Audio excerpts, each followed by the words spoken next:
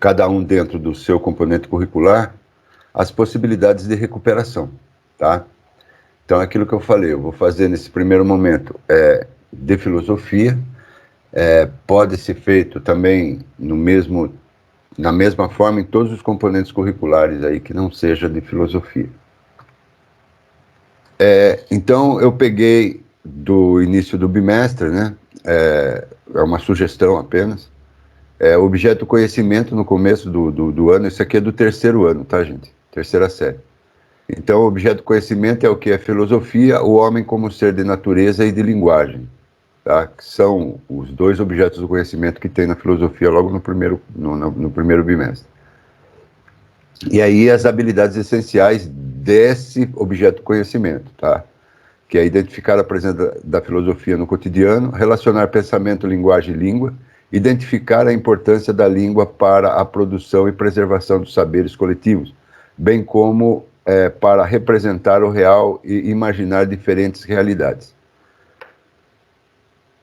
E as habilidades de suporte, né? Sintetizar opiniões, distinguir enunciados objetivos e enunciados subjetivos, organizar adequadamente os parágrafos de um texto visando atingir a proposta enunciativa, apreciar aspectos éticos, estéticos e políticos em textos e produções artísticas e culturais, etc. Posicionar-se de forma responsável em relação a temas, visões de mundo e ideologias vinculados por textos e atos de linguagem. Planejar, produzir e editar textos orais, escritos e multissemióticos. Se você for pegar essas habilidades de suporte, elas estão permeadas em todo o currículo para todos os componentes curriculares, né? E dentro da formação que foi feita de língua portuguesa,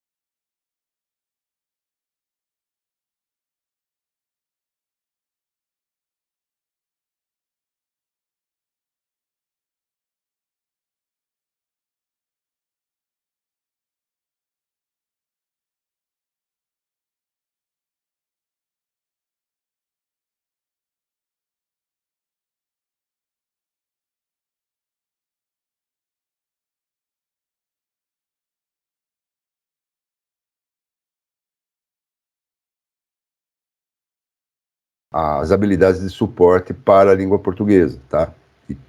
E assim consecutivamente. Então, eu peguei eu fiz aqui elaborei um texto, né, para dentro das possibilidades, né? É possível definir filosofia. O filósofo alemão Edmundo Husserl diz saber o que é filosofia ao mesmo tempo que assume desconhecê-lo.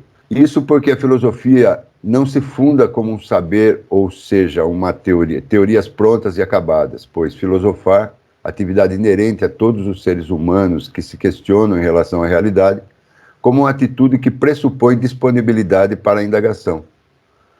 Como é possível uma definição pronta e acabada da filosofia? Então, qual a sua finalidade? Ora, vivemos num mundo que valoriza as aplicações imediatistas do conhecimento. O senso comum aplaude a pesquisa científica que visa a cura, descobertas, A matemática, principalmente no ensino médio, torna-se importantíssima para aqueles que estão buscando vagas concorridas nas universidades públicas. E assim, a formação técnica do advogado, do engenheiro, médico, é reconhecida por preparar para o exercício dessas profissões. Assim, torna-se inevitável a pergunta: para que estudar filosofia se não vou aplicá-la em minha vida profissional? De acordo com essa linha de pensamento, a filosofia seria inútil, já que não se estabelece uma ordem prática.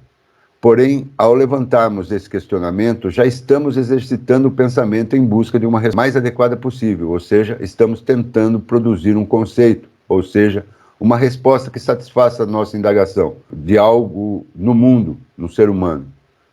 Então, filosofamos constantemente. Kant, filósofo alemão, escreveu o seguinte: não é possível aprender qualquer filosofia, só é possível filosofar, ou seja, exercitar o pensamento da razão, fazendo-a seguir os seus princípios universais em certas tentativas filosóficas já existentes, mas sempre reservando à razão o direito de investigar aquele princípio até mesmo em suas fontes, confirmando-os ou rejeitando. Tá? Isso aí em Crítica da Razão Pura.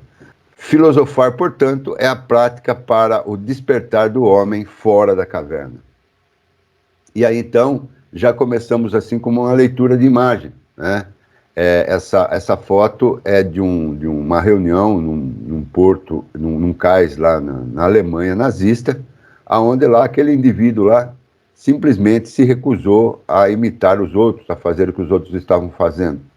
E a partir daí, então, nós podemos iniciar a nossa busca, né? Então, veja aí que a gente está aliando a imagem também como linguagem, ou seja, uma possibilidade da gente estar trabalhando, seja história, seja geografia, seja qualquer área, né, sociologia, filosofia, nós estamos trabalhando também a linguagem constantemente, através da leitura da imagem, né? Posicionamento diferente não quer dizer posicionamento errado. A liberdade está em ter posições, a liberdade está em ter opiniões e aceitar que pessoas manifestem opiniões diferentes. E isso não significa apreender opiniões alheias. Filosofar é preciso.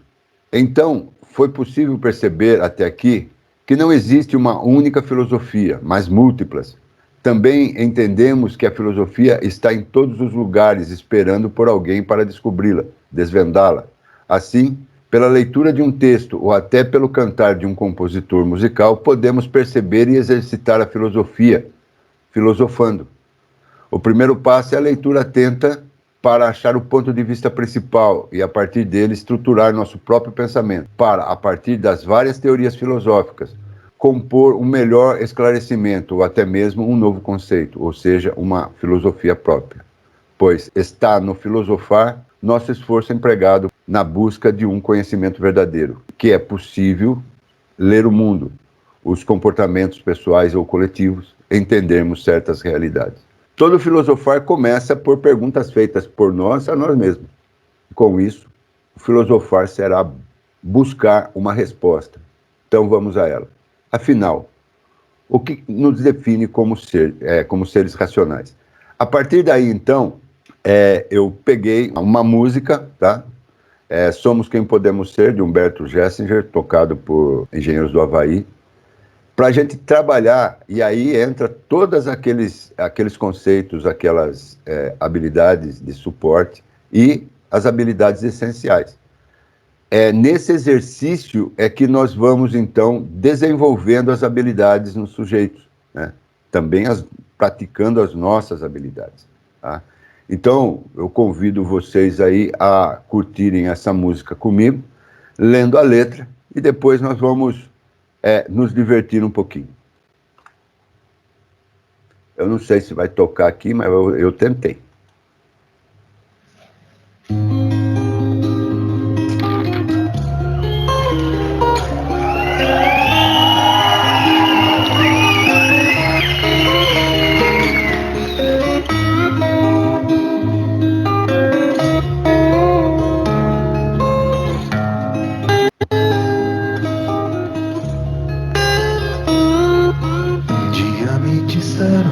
que as nuvens não eram de algodão. Um dia me disseram que os ventos às vezes erram a direção. E tudo ficou tão claro, um intervalo na escuridão. Uma estrela de brilho raro, um disparo para o coração. A vida imita o vídeo, garotos inventam um novo inglês.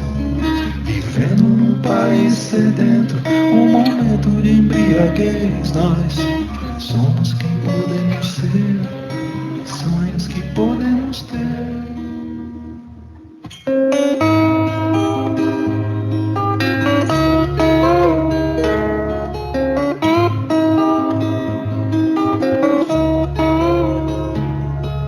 Um dia me disseram quem eram os donos da situação.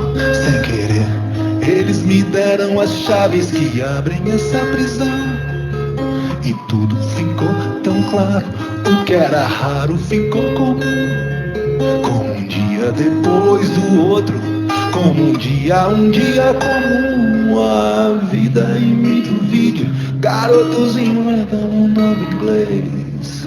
Vivendo num país sedento, um momento de embriaguez. Nós somos quem podemos ser, somos que podemos ter.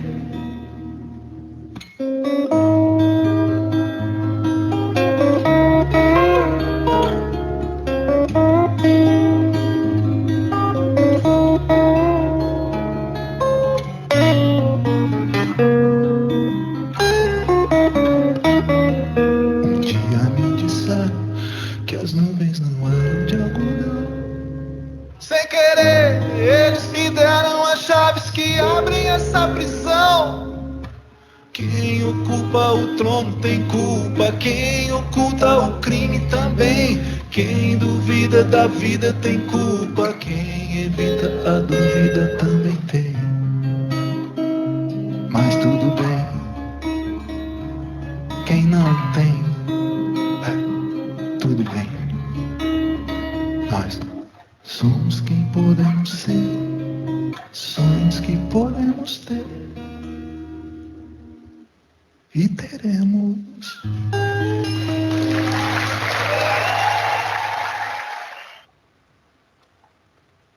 E na sequência, então, aí eu coloquei aí um texto do livro Metafísica de Aristóteles.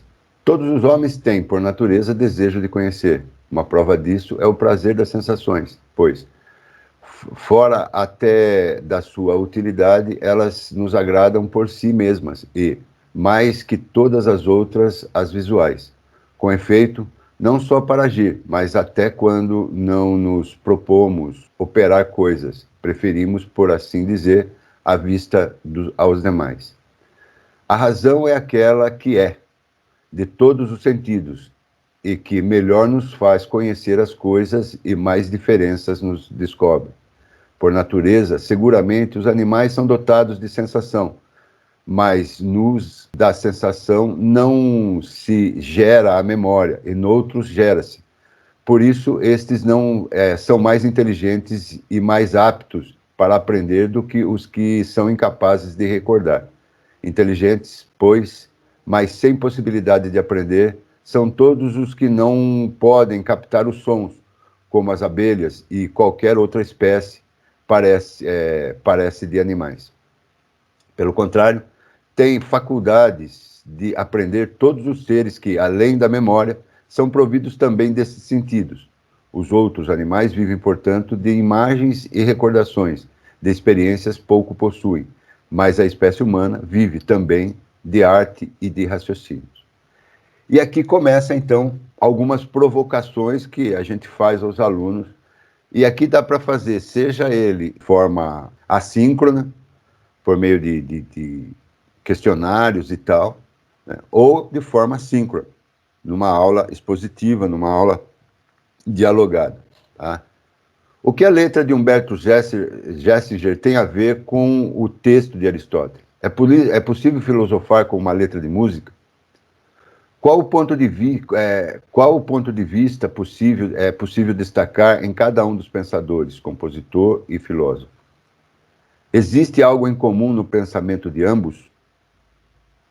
E a partir daí, então, a gente começa aí, né, dos textos ao texto, instigando os alunos, né, a filosofarem e, a partir daí, né, começarem a perceber a realidade ou como a realidade é vista por outras pessoas, né? Para isso, então, a gente tem que puxar da memória aí, né, trabalhar com os estudantes, dando alguns toquezinhos que eles vão precisar, como no caso, né, o que são figuras de linguagem? Figuras de estilo ou figuras de retórica são estratégias que o orador pode aplicar ao texto para conseguir um determinado efeito na interpretação do ouvinte. Podem relacionar-se com aspectos semânticos, fonológicos ou sintáticos das palavras afetadas. E a metomínia é a figura de linguagem que consiste no emprego de uma ou mais palavras fora de seu contexto semântico normal, dada a sua contiguidade material ou conceitual com outras palavras. Como é possível ler a letra, né, e interpretar de forma, vamos dizer assim, textual, o pensamento de Humberto Gessinger? E aí, então, a gente começa, né, ler é a arte de desatar nós cegos, conforme disse Goethe. O que aí, e aí você pode, então, elaborar um questionário, né, buscando sempre, ajudando, através da maêutica, aos alunos raciocinarem. É assim que a gente desenvolve habilidades, fazendo o raciocínio acontecer. E aí, então, o que o compositor quis dizer com as frases? Um dia me disseram que as nuvens não eram de algodão. Um dia me disseram que os ventos, às vezes, erram a direção. Vamos lá, então, fazer uma brincadeira aí. Quem que poderia aí dar uma fala aí sobre o que Humberto Gessinger quis dizer aí, então, com um dia me disseram que as nuvens não eram de algodão, um dia me disseram que os ventos às vezes erram a direção. Vamos lá, gente. Vamos filosofar.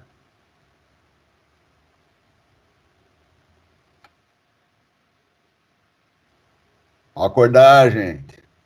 Bom dia, Lelo. Eu estava aqui filosofando na sua aula.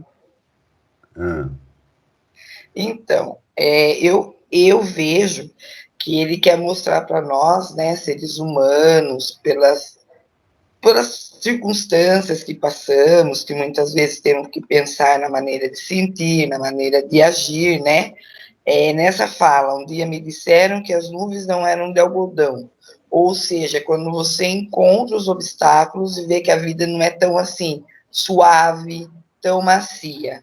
Um dia me disseram que os ventos às vezes erram a direção, que nós humanos também, né, estamos constantemente nos autoavaliando para que não venhamos a errar, que nós também erramos.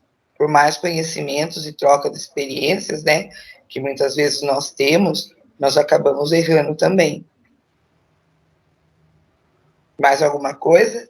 Não, eu estou esperando os outros aí falarem também como perceberam essa frase. Ah, tá bom, então.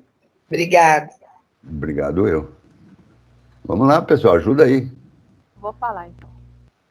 Oi. Oi.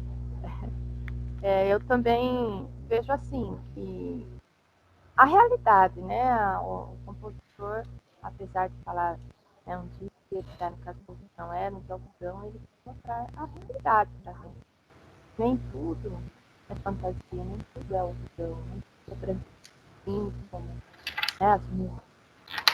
E os ventos, né, um dia a gente disseram que os ventos às vezes erram a direção. E que a gente está assim, né, tá, colega aí, nós somos seres humanos e erramos muito, mas nada do que a gente não possa consertar, né?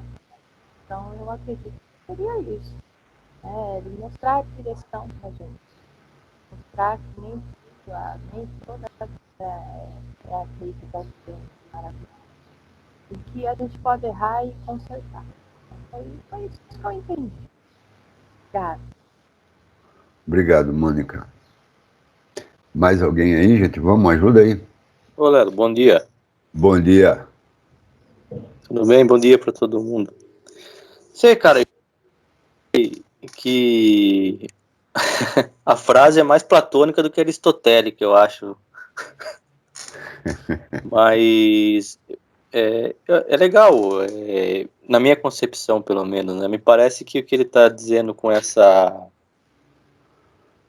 esclarecimento que ele teve por parte, que esse indivíduo teve por parte de alguém, embora seja subjetivo, é como se fosse, me remete ao mito da caverna, lá, alguém que me tira da ignorância, alguém que faz eu ver a coisa de uma maneira diferente, entendeu?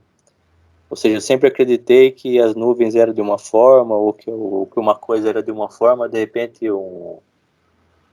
algum intrometido aí chegou e falou para mim que não era, e me fez rever os conceitos que eu tinha. Eu vejo mais ou menos nesse sentido, como diria Schopenhauer, retirou-me o véu de Maia. Beleza? Beleza, obrigado. Mais alguém aí, gente? Vejam Bom então dia, aí. Lelo. Oi, fala, Elaine, por favor. Eu lembro que eu estudei muito essa música, mas o que ela quer dizer também, que todo mundo acho que está nessa mesma ideologia, é que o ser humano, tudo pode mudar, mas depende da força de vontade de cada um, né? É complicado, né? A cabeça do ser humano é meio... Tem nem o que falar sobre essa música, mas é linda e eu acho que a gente poderia mudar o mundo, né? Mas sem palavras. Só essa palavra, né? Obrigado. Então, uma simples letra de música, muitas vezes, assim, quando ela é lida, né, e não só cantarolada, né, e inclusive até o compositor mesmo fala sobre isso, nos desperta vários sentidos, né? E é claro que eu não sei, nunca me ocorreu de perguntar, mandar um e-mail para o Humberto Gessinger, o nomezinho difícil de falar, sobre o significado, o que ele quis dizer com a letra da música. Porque, na verdade, cada um, quando um compositor faz alguma coisa, ou quando um pintor pinta um quadro, ele está se expressando, ele não quer explicar, mas ele quer simplesmente expressar. E aí, se você perguntar para um compositor por que ele escreveu isso, ele vai se sentir mal, né? Porque ele não quer que você saiba o subjetivo dele, mas sim que você exercite o seu próprio subjetivo a partir das reflexões que ele faz sobre a visão de mundo dele, né? Então aí, né, e é mais ou menos isso que eu percebo também que vocês falaram, né? Nem tudo, ou seja, um dia me disseram que as nuvens não eram de algodão, ou seja, nem tudo que a gente vê é realmente aquilo que é, né? E por não percebermos direito a realidade, não percebermos direito as coisas como elas realmente são, a gente dá, né, patada errada, a gente erra, porque o vento nunca erra a direção, ele está no sentido dele, né? Mas pela ilusão que nós vivemos, nós erramos, né? Porque nós vivemos dessas ilusões, né? Então, é mais ou menos isso. E aí vem a segunda parte aí a segunda e terceira e quarta linha, que ele diz, e tudo ficou tão claro, um intervalo na escuridão, uma estrela de brilho raro, um disparo para um coração. Vamos tentar traduzir isso, né? Como é que é possível entender essa frase, né? E tudo ficou tão claro, um intervalo na escuridão, uma estrela de brilho raro, um disparo para um coração. Como é que nós poderíamos entender isso? Se, como vocês disseram aí, né, as nuvens não eram de algodão, significa que nem sempre as coisas são aquilo que realmente aparentam ser, né? E que, por causa dessa nossa ilusão, a gente toma decisões erradas, a gente erra.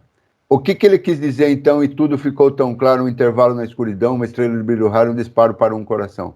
o que nós... Aí entra aquilo que eu falei de trabalhar um pouquinho com a maêutica, por exemplo. Você tem que fazer o aluno raciocinar, tá? Então, aqui, o que eu faço? O que pode aí? Lembra lá da figura de linguagem, tá? Qual é o significado da claridade, da luz, do brilho? Qual um significado que nós podemos ter sobre a claridade, a iluminação, né? E aí nós vamos buscar aí, né? Nós, professores, já temos o gatilho cognitivo para chegar lá em que período? Em que escola? Em que momento histórico? Vamos buscar aí, gente. Esclarecimento, Léo. Hã? Esclarecimento. Oi? Então, iluminismo, esclarecimento. E o que... Exatamente, o iluminismo. E significa o quê? O esclarecimento, o luz. Lembra lá daquele desenhinho que quando a personagem tem uma ideia, o que aparece na cabeça dele, assim, em cima? É o uso da razão, do raciocínio, do iluminismo. Ou seja... Uma luz. Então, uma luz. Mas o que significa essa luz no iluminismo, no coisa? Né? Qual é o... Hã? É fazer as pessoas pensarem, raciocinarem, criticar. Sim, mas vamos buscar uma palavra só. Uma resposta seria isso, eu vejo. Não. Uma única palavra eu defino luz. Razão. Luz é?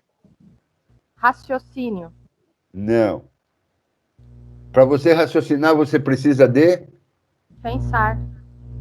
E para você Conhecimento. Pensar... Oi?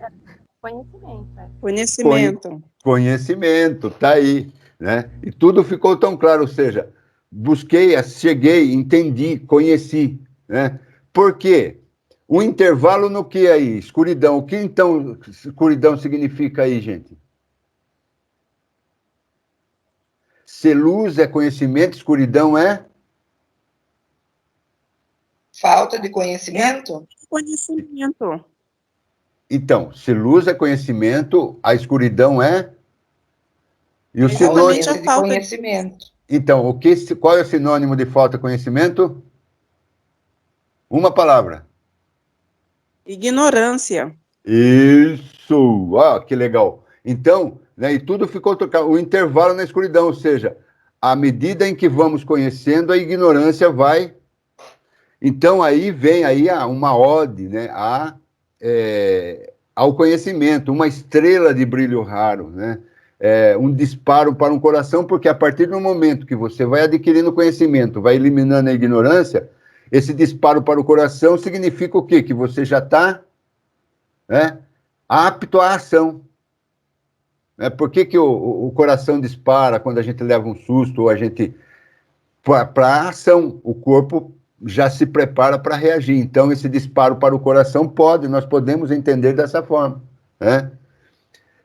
E aí, então, ele começa, né, na frase seguinte, né? A vida imita o vídeo, garotos inventam um novo inglês, vivendo num país sedento num momento de embriaguez.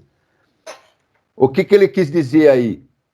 Então, ele descobriu, né, ele conheceu, ele eliminou a ignorância, e a partir daí ele pôde perceber o quê? O que significa a vida imita o vídeo? Garotos inventam um novo inglês. Um novo inglês seria um novo idioma, né? Uma nova fala, uma nova busca, uma nova experiência. Nós poderíamos pensar assim se essa frase tivesse isolada, mas ela não está. Então, por que ela não está isolada? Porque ela está dizendo que a vida imita o vídeo. Qual é uma frase? Ele faz uma inversão aí de um adágio popular. Qual é a inversão? Qual é a frase popular que é invertida disso que ele falou? Tem uma frase que é muito famosa aí, principalmente nos meios artísticos aí. A arte imita? A arte imita Agora, Imita a vida. Isso, a arte imita a vida. Só que ele faz uma inversão aí, ó. A vida imita o vídeo.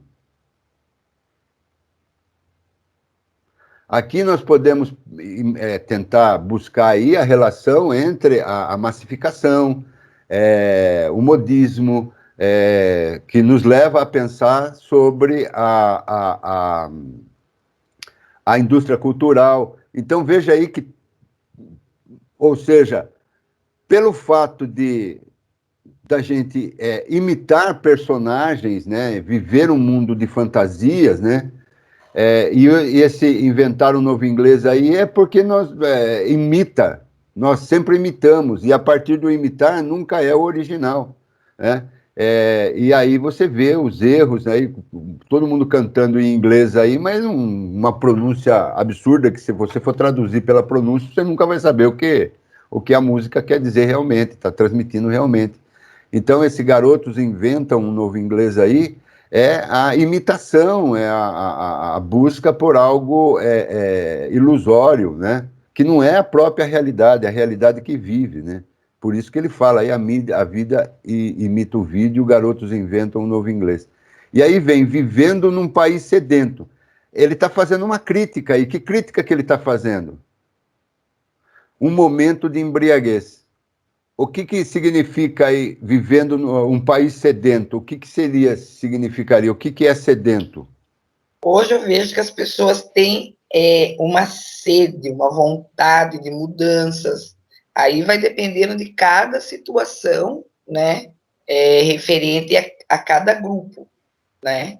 Pessoas que buscam uma forma melhor de vida, de ganho, tentar sanar as problemáticas que ocorrem até mesmo muitas vezes, né, dentro de uma sociedade, de uma cultura. Eu vejo dessa forma.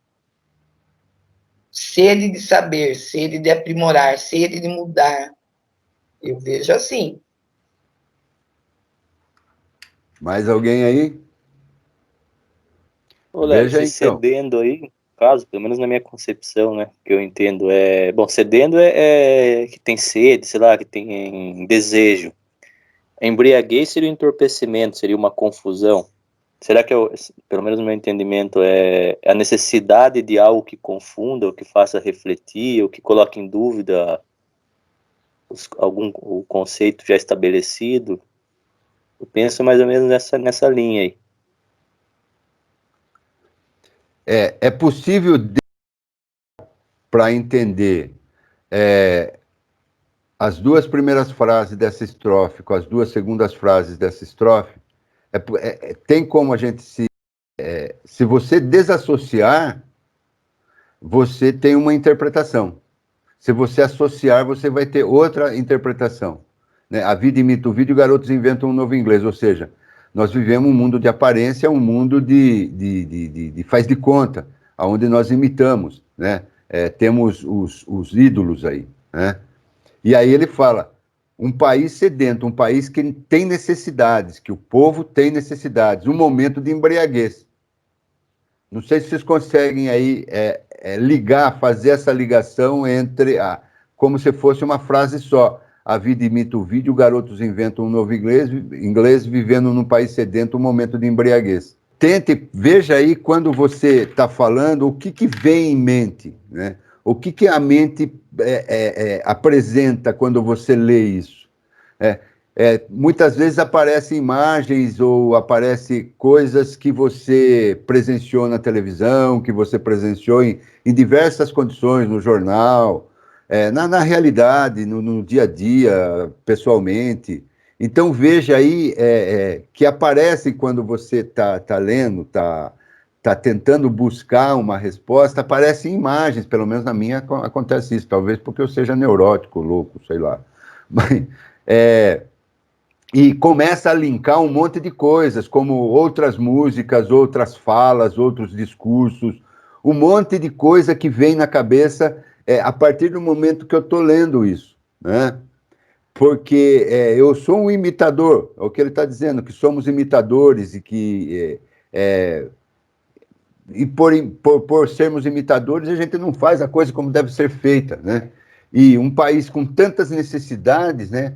A gente faz de conta que está lindo, maravilhoso. Um momento de embriaguez é quando você está farto, como foi dito, né? Você está farto, você já passou do seu limite e tal.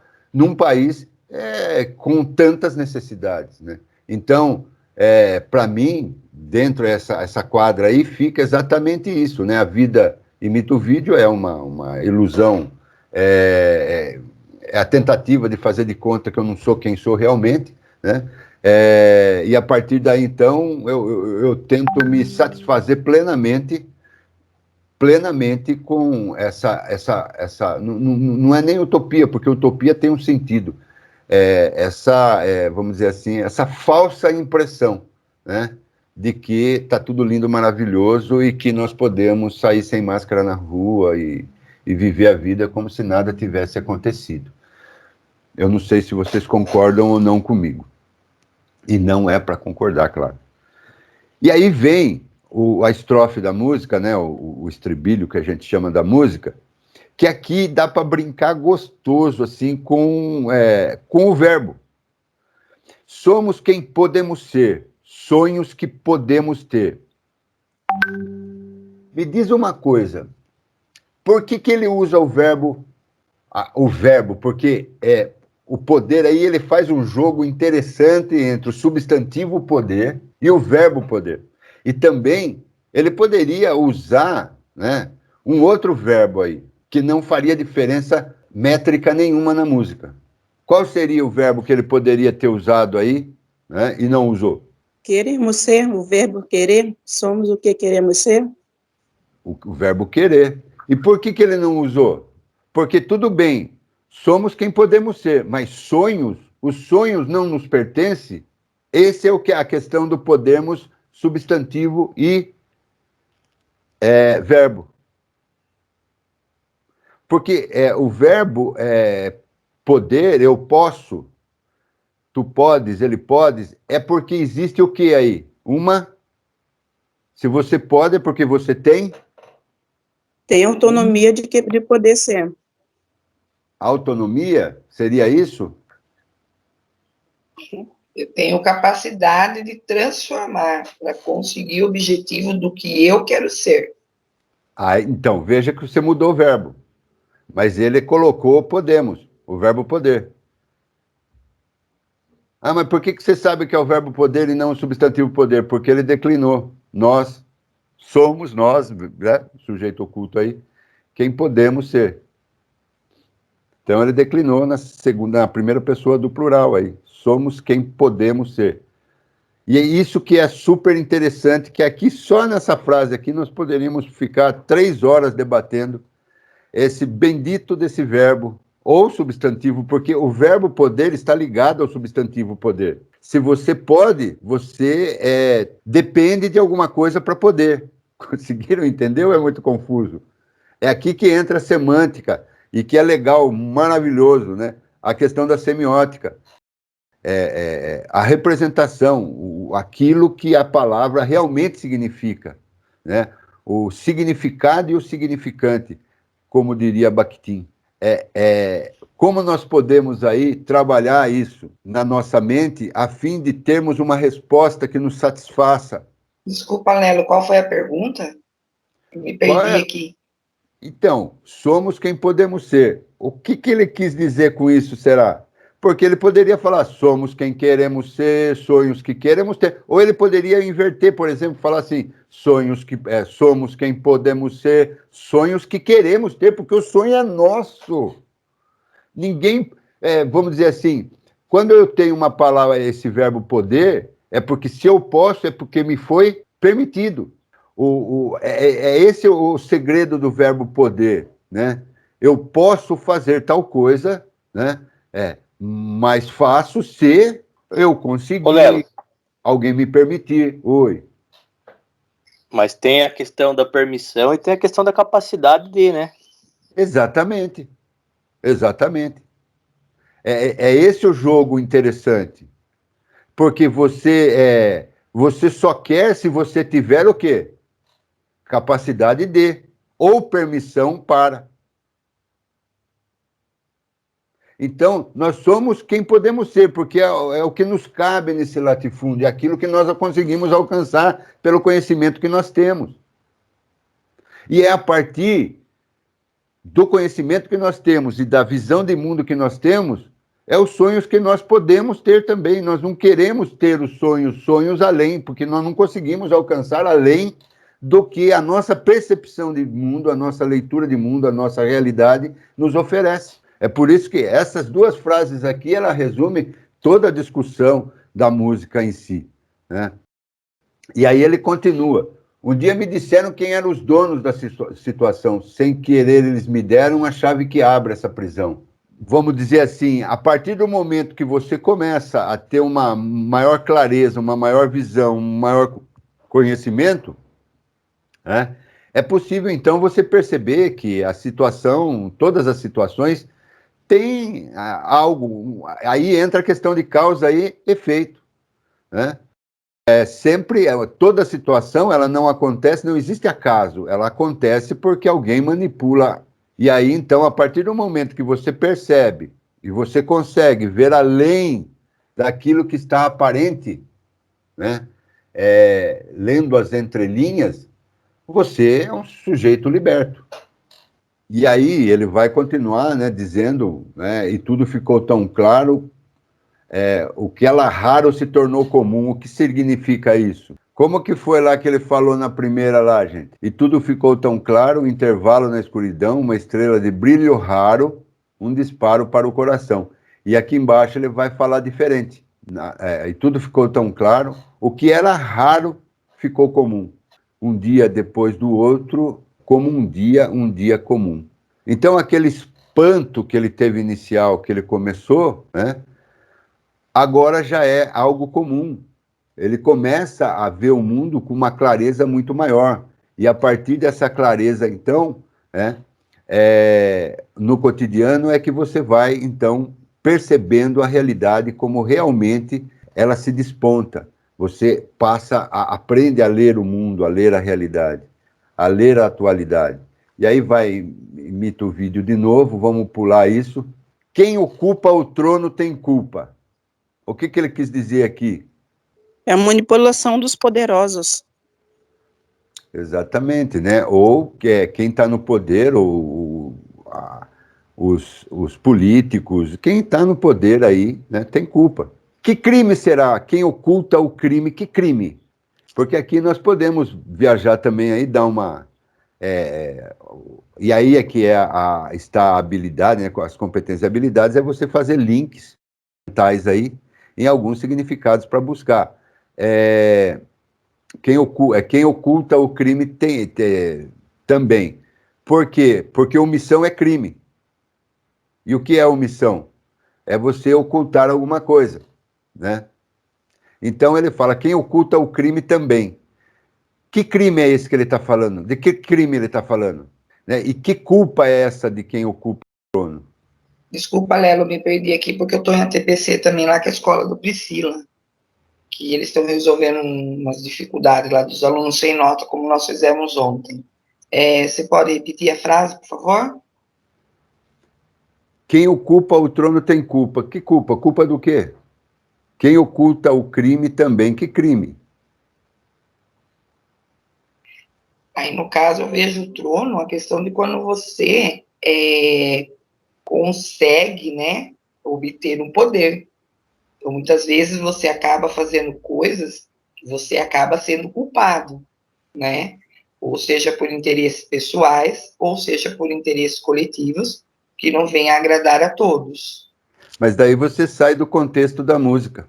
Do que se trata a música? Agora nós já depois conseguimos compreender aí do que se trata a música. É possível fazer aí, lembra a pergunta que eu lancei lá como provocação, é possível fazer um paralelo entre o texto de Aristóteles e a música, e a letra da música? Do que Humberto Gessinger está falando na música inteira? Que nós discutimos lá em cima, gente, nós discutimos lá, né, o claro e o escuro. Ele está falando do que aí? Conhecimento? Do conhecimento. Então, aqui, quem ocupa o trono tem culpa do quê? Qual é um dos direitos fundamentais do cidadão? Está no artigo 205 da nossa Constituição. Seria o próprio conhecimento? A educação, O artigo 205 é a educação, direito de todos, dever do Estado e da família. Então, vamos lá. Quem ocupa o trono tem culpa. Culpa do quê? Da ignorância do povo. Porque a quem cabe dar o conhecimento ou propiciar o conhecimento? O Estado. Então, quem está lá no trono tem culpa. E qual é o crime? A omissão. Não a omissão, no caso, mas o crime é a ignorância, né? A vida, o povo viver em ignorância, né? E daí quem acha que está tudo lindo, maravilhoso, como ele mesmo fala na música lá, que a vida imita o vídeo, né? Parece que está tudo lindo, maravilhoso, tem culpa, né? Quem oculta o crime, né? A própria mídia, né? E aí ele vai jogar para a galera, né? Quem duvida da vida tem culpa. Se você, né, a vida é dura, não tem jeito, é assim mesmo, né, se Deus quiser e tal, você está duvidando da vida. E a partir do momento que você duvida da vida, você tem culpa, porque você também não faz nada para mudar. E quem evita a dúvida também tem. Né? Duvidar é preciso, né? Ou é impreciso. Mas a dúvida é que nos faz caminhar, é a nossa mola propulsora para o caminhar. Então, aí, esse espantar-se, né, o filosofar, mesmo que seja, né, como se diz nessa situação de aprendizagem também que nós temos lá, o filosofar espontâneo, né, é você abrir mão de duvidar, de colocar em questão, né, de não aceitar aquilo que está pronto, acabado. Tá?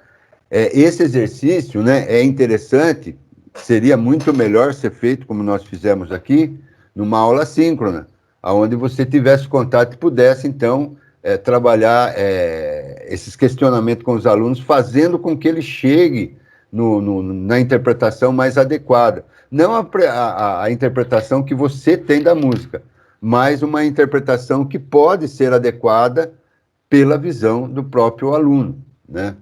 Qual atividade aí que poderia ser feito que é possível? Você pode, então, pedir aí para os alunos, no caso aí, escrever um texto usando aquelas questões que foram dadas de provocações para escrever um texto, ou gravar um vídeo, se caso for aula assíncrona, enviar um vídeo aí, uma fala, um podcaster aí, sobre a percepção que ele tem da música e do texto de Aristóteles aí, tá? Nós tivemos quase que... eu comecei, era mais ou menos 7h20, agora são 8h20, cabe numa aula de 45 minutos